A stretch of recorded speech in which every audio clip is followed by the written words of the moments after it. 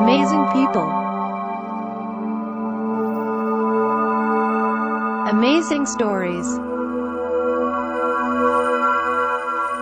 Amazing films. This is amazing TV. Few weapons on the 21st century battlefield are as effective as the modern sniper. On any battlefield, a proficient sniper has got the capability to change the tide of that battle. Now fielded by every branch of the U.S. Armed Forces, from the Army to the Marines, Coast Guard, and Navy, these elite warriors continue to prove their value in modern conflicts. No shot is the same shot, so you have to be prepared for every shot. This four-part series looks at how the role of the sniper, their tactics and technology are changing to effectively combat everything from insurgents to smugglers and tribal warlords. You can't just stamp out a sniper. These professionals are highly trained, infinitely adaptable, and frighteningly lethal. They are today's modern sniper.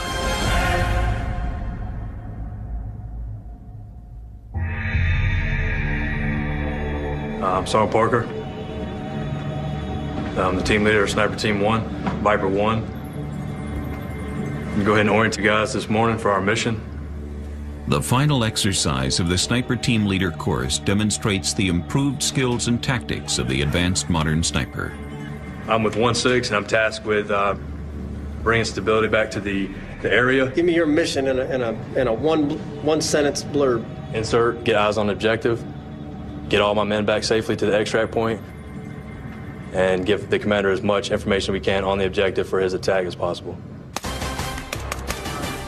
The advanced sniper has grown from the two-man team with a single objective to a six-man element capable of taking on increasingly complex missions. The insurgents that are occupying that area took over the locals, harassing locals with small arms fire, improvised explosive devices. They've been attacking the police stations.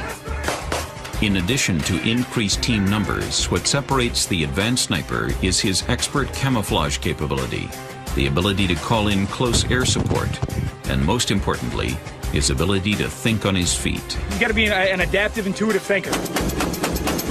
And with a growing demand for sniper teams, the Army, Marines, Navy, and even police snipers have come together to take a course that over the next 8 weeks will teach them the combat capabilities and explosive power of the advanced sniper team.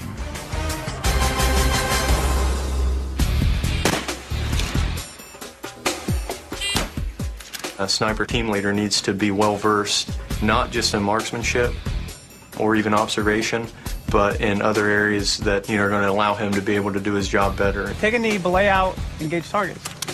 They're gaining the knowledge on how to engage targets at an angle, the calculations that go into that. The other thing they're taking away from this is the understanding of how to employ demolitions. It's not covered in the basic course, it is covered here. What makes the advanced sniper unique is their understanding of the sniper team and how to lead it. The most important thing is the ability to lead a mission, be able to tactically decide, communicate, and execute a mission to the fullest. It's fundamental here because as a team leader and both in Iraq and Afghanistan, that's what you're going to be doing. He is no longer a lone warrior tasked with a single shot. He is part of a team whose skill sets and tactics are so varied and advanced that they can alter the landscape of the battlefield.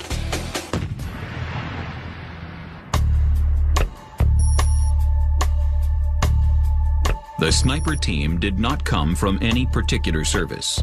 It is a shared tactic that has been adapted to suit the needs of the modern sniper. And although each different branch of the military trains at separate facilities with varying courses, they must ultimately work together seamlessly to accomplish the overall mission. You'll have air support from Marines, you'll have EOD support from the Navy, you'll have Army support for your QRF, so it's just a big joint operation. Working with the other branches, it helps you get everyone's different views on sniper missions and different ways to do things. I think every service, they pretty much do about the same things, just some might shoot a little bit better than others, some might be better at tactics than the others. This sharing of information between services has helped to create the advanced sniper. They are part of a team. Each member of that team brings unique skills that make the sniper more effective. How a sniper team is formed is dependent on that branch of the military. For the Coast Guard, a sniper team is a gunner, a pilot, and a co-pilot. For the Marines, a sniper team can be a 6-man unit, and for the Army, a sniper team may only be 3 soldiers taking on a particular mission. There are 3 basic positions of the advanced sniper team. The team leader is most often the primary sniper of the team. He is carrying the long-range bolt-action rifle capable of hitting a high-value target past 1,000 yards. We're here, Camp Geiger. We're going to depart Camp Geiger with Team 1, Viper 1. Not necessarily the guy always pulling the trigger. Anyone in the team could be up actually observing in country and be the one to have to initiate an ambush or engage a threat. But your team leader is going to be the most seasoned guy on the team, not necessarily senior in rank, but most experienced in the team. He's going out with his team all the time. When his team is on the ground, he's there. It's his responsibility. He's the one calling the shots out there. When we go out there, it's going to be me and 4 other guys, and we're going to be, operating in that area and doing whatever we have to do without immediate supervision from anybody. The first job of the team leader is to assemble snipers with various weapons and capabilities to support him. Flash out. The first position to be filled is the assistant team leader. Your ATL, your assistant team leader, his main responsibility is going to be the strong arm of the team. He's going to be ensuring that team training is always being conducted when you're back in the rear, and when you're in country, that the state of readiness of the team is always high. All right, from here, I can go off the small of his back. The assistant team leader usually carries another long-range weapon, but his weapon is meant for rapid, closer engagements. He is a defensive weapon who will defend his team from multiple enemies at varying distances. With the team leader, the ATL helps to assign the other positions on the sniper team. It's all about experience and who's fit for the job and who's going to increase survivability for the team when they're out on the battlefield. The 3rd and 4th members of the team account for what's possibly the most vital element to its survival and safety: security. The security is preferably a 2-man element carrying tremendous firepower. The best tool for the security is a fully automatic weapon capable of repelling a full-scale close-in attack. When it comes to security element, the security element will end up overwatching the areas that you can't watch because you're observing. It could be wherever the main funnel is to come into your area. It could be top of a stairwell that you can still see that soldier from your loophole, or wherever your hide is that you've got. You can still see them, and they've got their eyes focused just on that door. It's their only job. They can see out from their own loophole or whatever out to the area approaching it. While a 3- or 4-man team is the base for the advanced sniper, both the Marines and Army would prefer the safety and skill set of a 6-man team. The 5th member of the team is the RTO, or radio telephone operator. If you're lucky enough to get a guy that his actual MOS is out of comm, or if you have to spin one of your own guys up that's a basic rifleman and turn him into your communicator. Hunter 2-2, Hunter 2-2, this is Viper 6. The 6th and final member of the team is the point man. He brings another skill set to the team that they might need on that mission. He can also become a 2nd sniper or 3rd security member. He fills any need the team might have. So that's your basic breakdown of a 6-man team. Over the next 8 weeks, the Sniper Leader Course will teach these newly formed teams what it takes to be an advanced sniper. Like building blocks, they will add to their expertise with camouflage, high-angle shooting, demolitions, and calling for fire support. A 6-man element out on the battlefield as a sniper team can change the course of any area. And at the end of the course, the sniper teams will have to call on all their advanced tactics to take on a final exercise, where they will have to be both the hunter and the hunted. Coming up on Modern Sniper. You need a gun that's quick to get in the fight. The unconventional weapons and gear of the sniper team. And you better believe that they're going to be gunning for you, because they want to get you out of the fight faster than anybody. And later, the final exercise.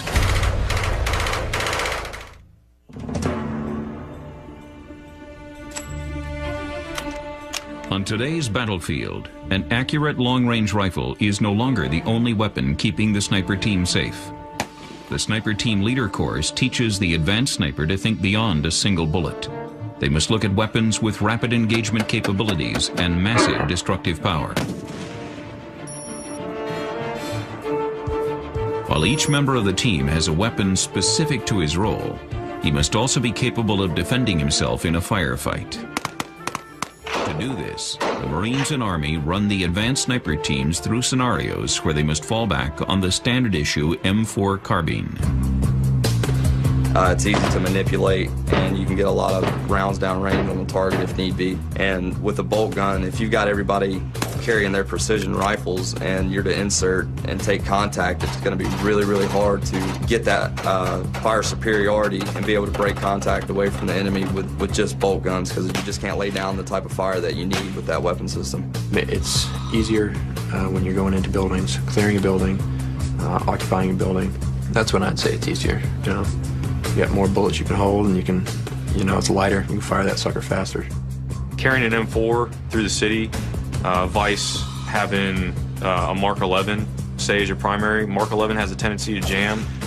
Sometimes, you know, it's not cared for properly, whereas the M4 is a little bit more reliable and it packs a little bit more firepower. You have a bigger magazine capacity, so you can, you know, engage a little bit longer before you have to reload. And for a sniper, the M4 has another use. Carrying the M4 allows the sniper team to blend in with line infantry troops. Oh, it blends in with everybody else that's in sector. Everybody else has one. You go out there with your M14. Wait a minute, why's that guy got an M14? The enemy that we're currently fighting, they would be happy to go home just knowing that they killed a service member. But when you start talking about specialized troops, that takes a lot longer and a lot more money to train. And the experience level that troop might have and the psychological factor he might have had against your troops. If you're picked out to be that specialized troop, then you better believe that they're going to be gunning for you, because they want to get you out of the fight faster than anybody. In order to give their team additional firepower, the team leader will equip every M4 with an M203 grenade launcher. The M203 grenade launcher greatly increases a sniper team's firepower. We employed it effectively in Iraq. Its main job, there's a lot more to it than people employ it for. If we were compromised, that would be a perfect weapon to be able to use, because it hits our dead space. You can hit around a corner with it. You know, you shoot past the corner. Obviously, you're going to hit what's on the other side of it. If you were shooting single rounds out of your M4 or a bolt gun back at them, then they'll sit there and they'll hang in it. They'll stay there and they'll shoot and it won't be fun. But if you start laying down machine gun fire, start shooting 203s at them, and there's stuff blowing up at them, their buddies are getting blown up, then they're going to run away. In addition to the M203, a sniper team member will carry numerous hand grenades. It's actually one of the better weapons that we have. So distance-wise, you throw grenades downrange. Keeps the enemy away from you. Sniper team leaders and sniper teams have many different grenades that they're bringing out on missions with them. Smoke grenades, for example, mainly used to create a screen, allowing you to disappear out of the area. You might then also need to use smoke to, say, mark an LZ. You're wanting them to be positioned in this location. So you might use smoke to mark the direction that you want them to come from. Your direction of approach is going to be marked by smoke. You're not going to tell them the color, because you want them to read that back to you as a type of positive link up. Your position be marked by smoke. Roger, I tally your green smoke. But weapons aren't the only new technology the advanced sniper is learning. The Sniper Team Leader course highlights the difference between snipers of the past and the advanced snipers of today. As computers become commonplace on the front lines of today's battlefield, the advanced sniper has greater and greater access to satellites. When it comes to satellites, I mean, the biggest advantage for the snipers in a regular platoon or company, I think would be obviously the GPS systems. So it's easier to find your position, is faster. Satellites also provide the sniper team with imagery to better prepare a sniper team for their mission. It also allows real-time intel to be passed from the front lines back to the commanders. In Iraq and Afghanistan, second-by-second accurate information has played such a crucial role that a special system was developed for the advanced sniper, a system called MSIDS. MSID stands for MAGTF, Secondary Imaging Dissemination System. It is a great asset to the sniper team, as well as the supported company or battalion. You can take your camera with a multitude of lenses. You can go on TAC chat and communicate via basically almost like an IM or a text message back to higher headquarters without ever having to get on a radio and actually physically talk. We don't have to report with pen and paper anymore. We can report using MSID, the cameras, receiving information through that way, sending it back to higher, quicker turnaround, quicker analyzation of the battlefield for the commanders. The sniper or observer of the team will take pictures or video of what they're observing. That media is downloaded to a laptop and connected to their PRIC 117 radio. The digital information is then transmitted via satellite. How are you getting this information back to me? I do have a camera and MSIVs that I would be taking out. You're telling me you can digitally shoot it back to me early? Yes, sir. You're the first one that's told me that capability. That's good. Another thing you're going to have is you're going to have a base station at the company. Wherever you're trying to send that information, it's going to have an MSIDS suite base station to receive that information. So now you have 2 dedicated radios and a dedicated channel along with all the gear on both ends before you can get anything operational. But in the end, when you have it up and working, it's the best asset that you can have out there.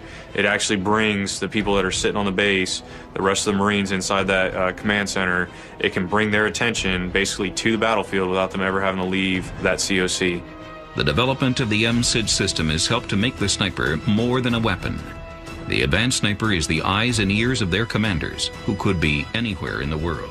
Given the ability and freedom of movement with the satellite communication and way technology is going today, the opportunities for a scout sniper team operating in an area are endless, and utilizing that asset of satellite communication and your MSID suites, now we're afforded better communication and more up-to-date technology and information being passed than we ever had in the past. Coming up on Modern Sniper, the advanced sniping team uses demolition and close-quarters combat tactics to clear urban hides. Whatever keeps you safe is the things that you got to think about. Oh, there's a blacked out window. I'm going to launch a rocket in it. The Army and Marines have developed several team leader courses to teach the tactics of the sniper team and the skills needed to be an advanced sniper.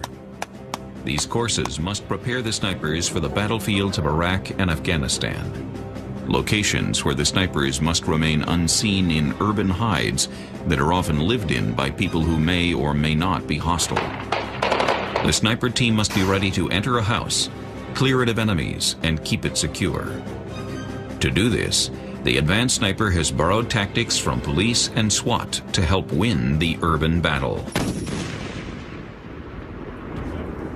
Having served as a sworn police officer, I had the occasion to work with police snipers from different agencies. .75 up. Last shot. From the outside looking in, was able to see how they're employed and what their job is and how it relates to what we do. One shared tactic is the use of demolition. Our charges are built with hostages in mind. Collateral damage is looked at a little differently in the military than it is in law enforcement. Obviously, they don't want to kill innocent people or hurt innocent people. I mean, it's basically the same thing, but it's way reduced. In the team leader course, the advanced sniper team will learn what demolitions are available and how destructive they can be. As far as demolition goes, there's a multitude of things that you could bring with you. Primarily it'd be C4, det cord, time fuse, and igniter, along with your blasting caps, whether it be non-electrical or electrical. There's different ways you can go about setting up demolition. C4, the det cord itself can be used for small charges. If you have to gain entry into light-skinned doors, interior rooms, you can use that det cord. The advanced sniper learns to go beyond the obvious uses for demolitions and identifies each member of the team and what they could use explosives for.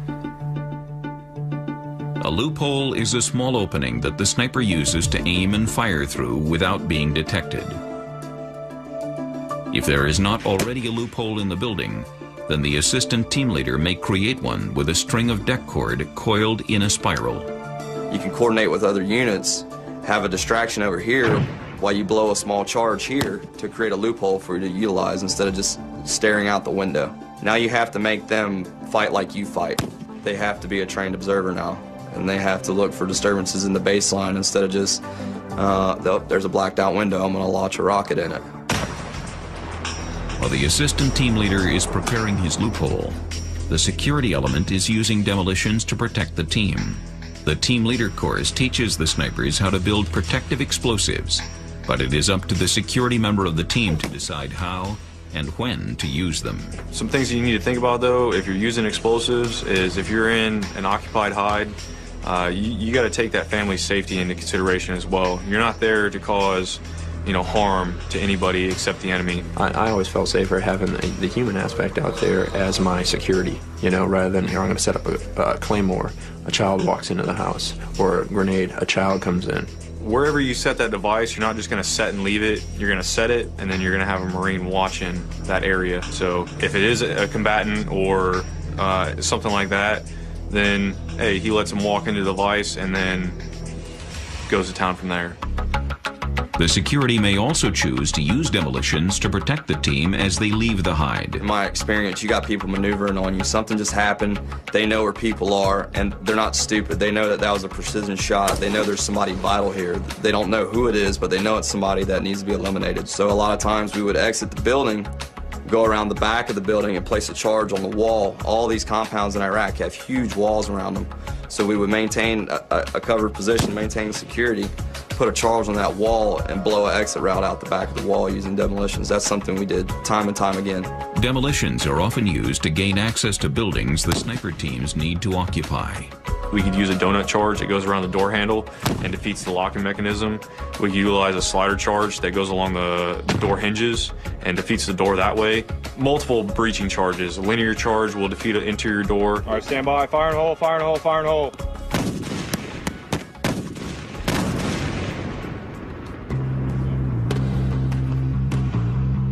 Once they are in the door, each member of the team begins methodically clearing the building.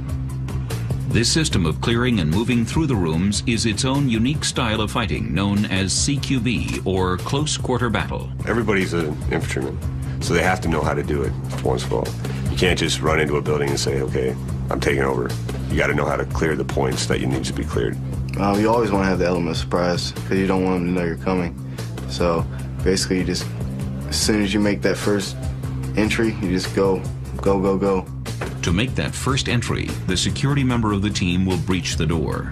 Your rear guy will pop that door and you're first in. Either going to be your team leader, or I chose myself. I was usually the second in that door because that way I could have direct control. If you start going in there and the machine gun opens up, you hear that rock and you can at least get him out and back. How fast the team clears the building depends on whether it is day or night.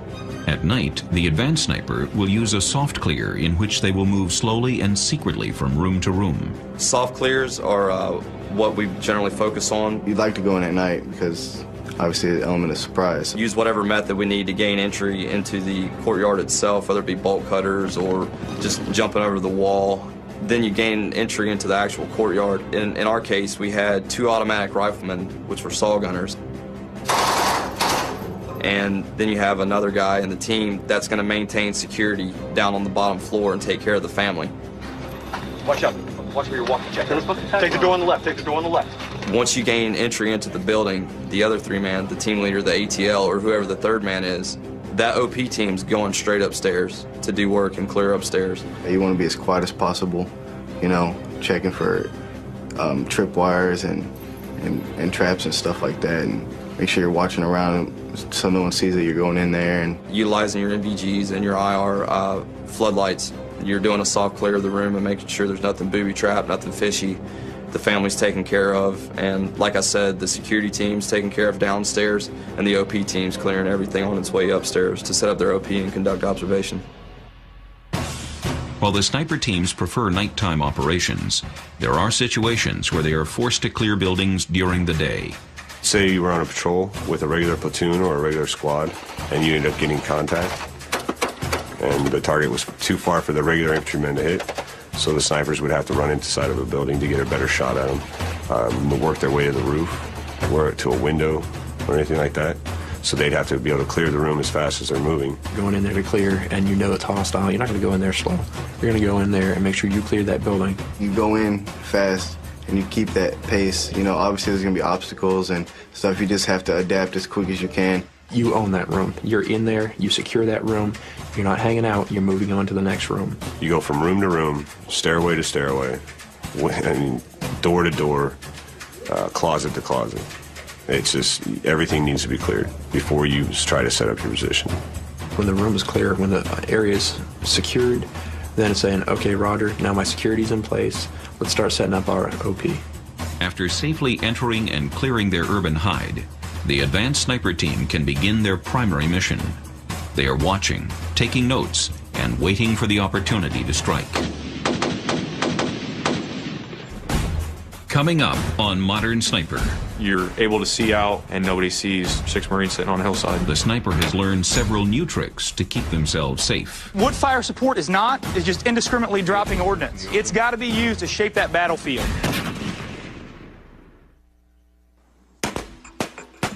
As team leader courses in the Army and Marines focus on building up the size and skill set of the advanced sniper team, they must also begin to adapt their safety and survival methods to meet the demands of today's conflicts. The well-being of the advanced sniper depends on every member of the team, whether they are setting up camouflage, calling in fire support, or taking a shot. Each member's unique skill set offers solutions that help ensure their safety and survival. Once you've mastered the art of being able to blend in with your environment, then truly you understand the art of camouflage, and that's exactly what it is. It's an art. What it all comes down to is hiding what will stick out to the enemy. The biggest target indicator on the human being is the head, neck, and shoulders area. It's the most identifiable features on a person from a distance. To effectively hide, the sniper will adjust his camouflage to match his surroundings. When they are in a building, that could be as simple as a sheet draped over his head and gun. The advanced sniper team does not stop their training at urban hides.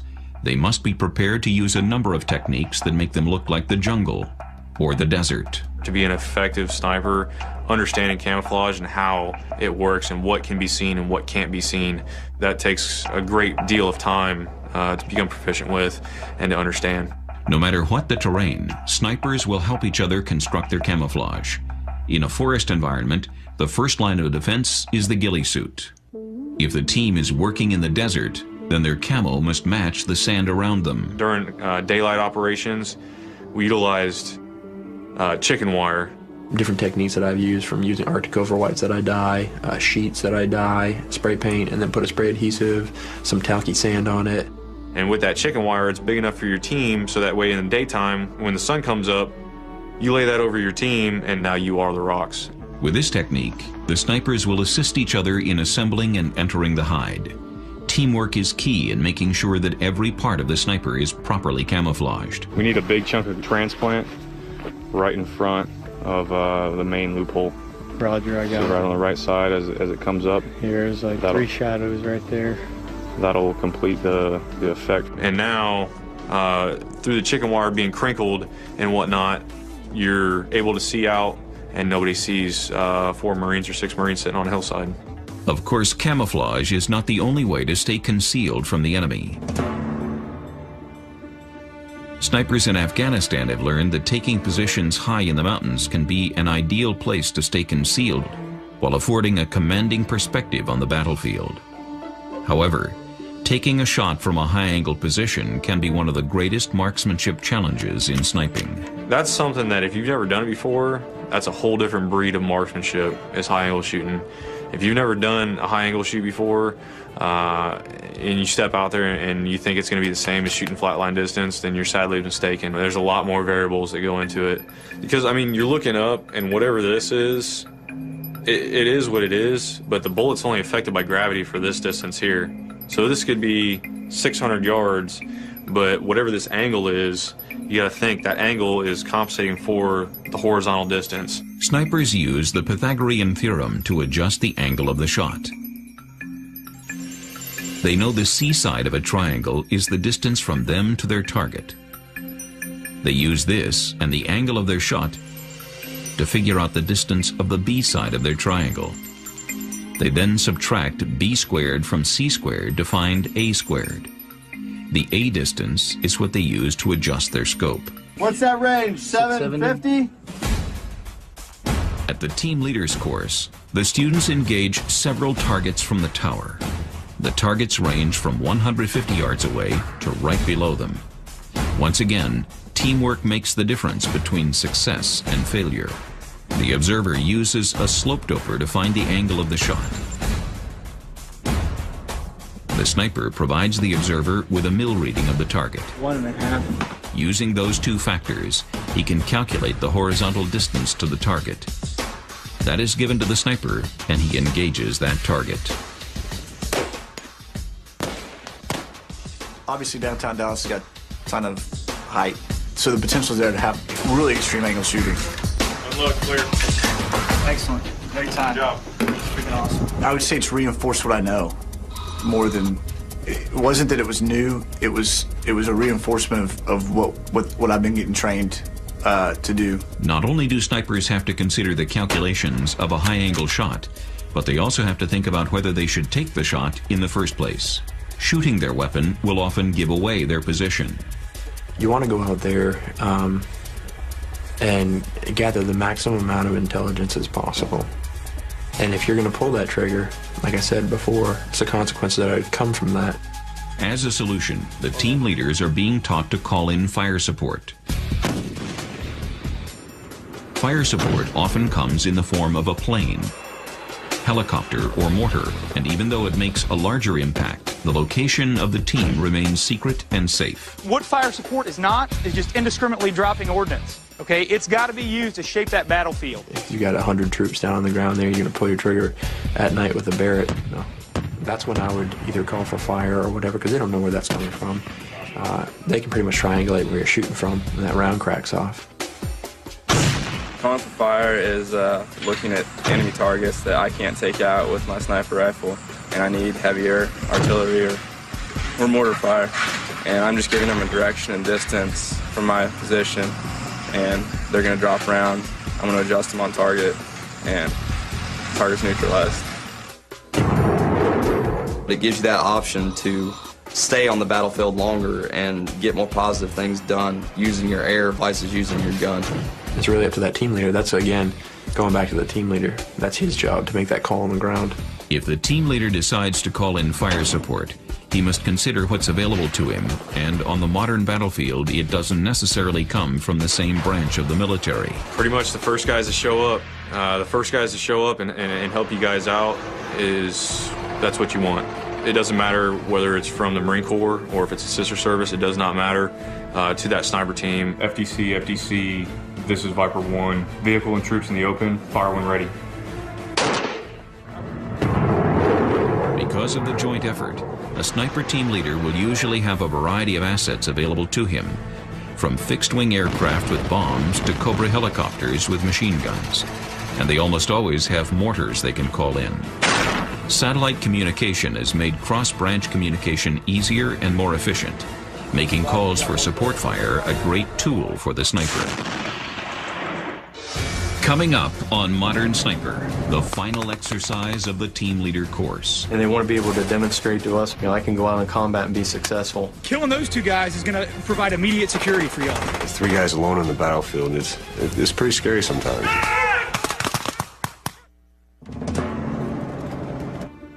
Over 8 weeks, students at the team leader course have been learning what it takes to be an advanced sniper, from fire support to close quarters combat.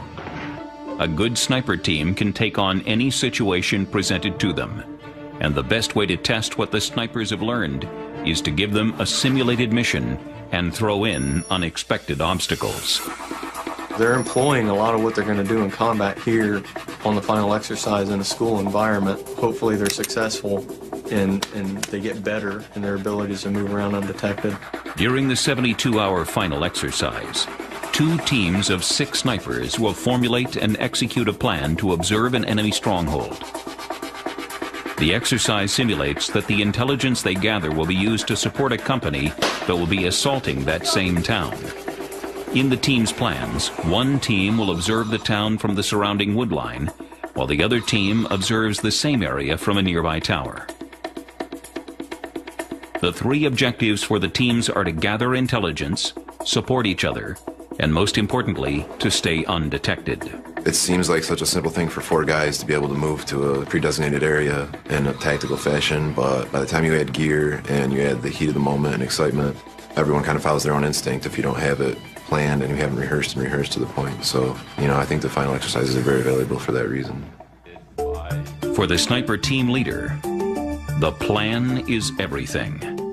Our mission is no later than 1200, 14 September 2009. Viper Team 1 will depart Camp Geiger and move to grid 7430-4250. The first thing they're thinking about, having talked with many commanders about this subject in and of itself, is why do I want to put you out there? Give me your mission in a one sentence blurb. Insert, get eyes on the objective, get all my men back safely to the extract point, and give the commander as much information we can on the objective for his attack as possible. Why do I want to put you at risk and potentially risk having to send a QRF element out to rescue you?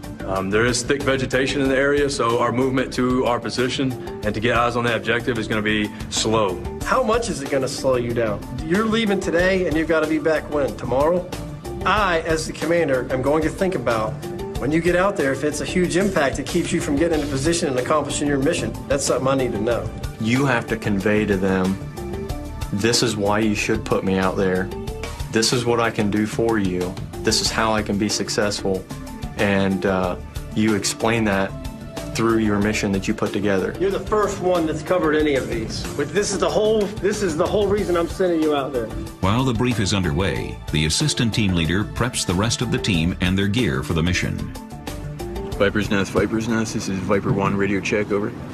Once the brief is complete and their gear is prepped, the 2 sniper teams begin their mission. Viper 1 will move into a tower to be the primary observer team. Viper 2 will move to the woods around the town to support Viper 1. Both teams must assume that the instructors are hunting them, and, just like in a real battle, compromise is failure. As soon as we begin the field skills portion, you're always under observation. 3 guys alone on the battlefield, it's pretty scary sometimes. You sit there and you're hearing things and you're wondering, what's that? You're pretty much on your P's and Q's a lot more than you would be if you were with a squad. You need to have a keen situational awareness to everything that's going on around you. And they want to be able to demonstrate to us proficiency that, hey, I can go out in combat and be successful. After a successful insert, Viper 2 must establish communication with Viper 1. Viper 1, Viper 2. This is where Viper 2 runs into their first obstacle. Their radio is not working, and they cannot communicate with Viper 1. There is no way to know if Viper 1 has made it to the tower, and if they are safe to continue to their rally point. Viper Nest is Viper 2, radio check, over.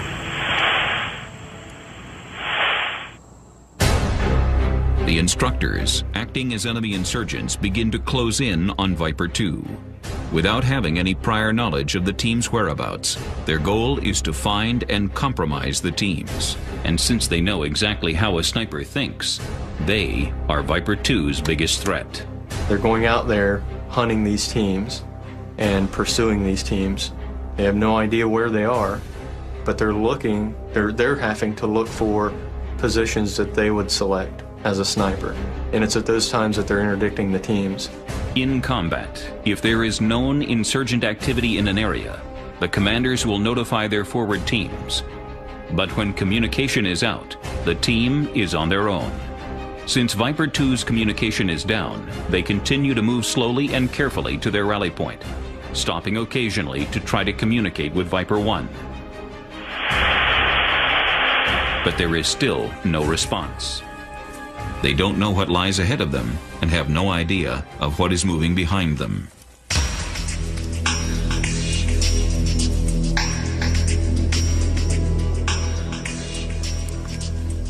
As they near their rally point, the lost communication has become a matter of life and death for Viper 2. The team leader makes the decision to stop and set up security until comm is fixed. But it is too late. The instructors have found them.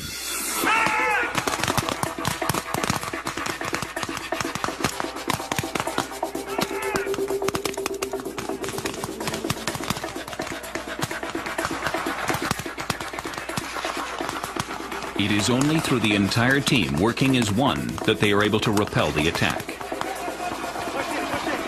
The team kills an insurgent while the other one flees.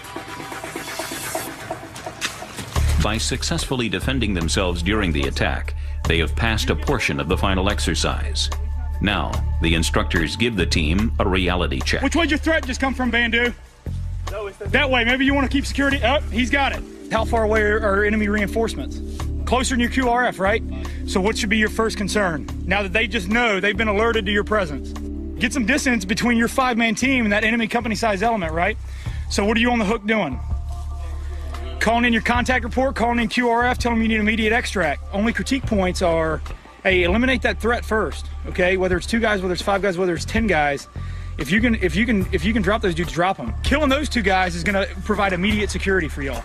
So let's drop those guys. Even if there is a platoon-sized patrol 200 meters behind them, we drop those 2 guys, then we utilize that 30-second gap to ruck up and get out of there. You guys were ready to go in probably 20, 30 seconds. Do you see the benefit of staying prepared, of staying vigilant, staying ready? I think from what we've seen, you guys are ahead of your peer group, at least for the class. So kind of feel good about that. All right, cool, guys. Bounce into the tree line. Take 5. After moving back into the woods, Viper 2 has restored communications. Yeah, could you send up a pause rip to Viper's nest for us? Viper 1 has successfully made it to the tower.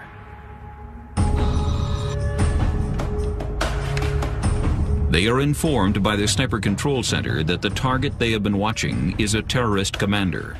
They must eliminate him, then exit the tower as rapidly as possible. Every second counts. The longer they remain in the tower, the more vulnerable they are to a much larger enemy force that's certain to be approaching. In order to be successful, Viper 1 must be ready to move as soon as they fire. Dispatch QRF at this time. How copy? The RTO has called in a quick reaction force to extract them. Once they fire, their position will be compromised. The enemy will attack, and they must make it down 4 flights of stairs, providing seamless cover fire. All right, guys, go ahead and load and grade. On target. On target. Stand by. T2. 5, 4, 3. Come on, come on, come on! Go! Be advised, we have engaged 2 hostile, 2 NPKIA at this time. The security fires cover fire out of a window, while the team leader and ATL move past them to the level below. Once the team leader and ATL reach that level, they now provide cover fire for security, who follows but moves past, descending to the next level below to continuously provide seamless cover with an almost leapfrog-like effect. The team works together to make their way to the bottom floor of the tower. From here, they transition to their sidearms and make their way to the waiting Humvee.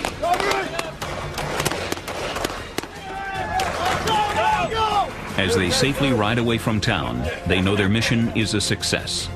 They adapted to the situation and took out the enemy leader. In addition, Viper 2 is still out there, observing and reporting, and able to support the company assault that will begin in a few hours. They are advanced sniper teams, ready for the next mission. When it comes to snipers, we'll always be the ones leading from the front, and we will always be there. As a sniper team, you have the best eyes on the battlefield 9 times out of 10. The need for snipers is always going to be there because you can get these cameras and you can get all this high-speed gear, but you still have to have those eyes forward, and snipers are the only ones that are going to be able to do it. The advanced sniper team, whether Army, Coast Guard, Navy, or Marines, is an incredible force on the battlefield. Through their tactics and techniques, weapons and demolitions, the Advanced Sniper Team is changing the way modern warfare is fought.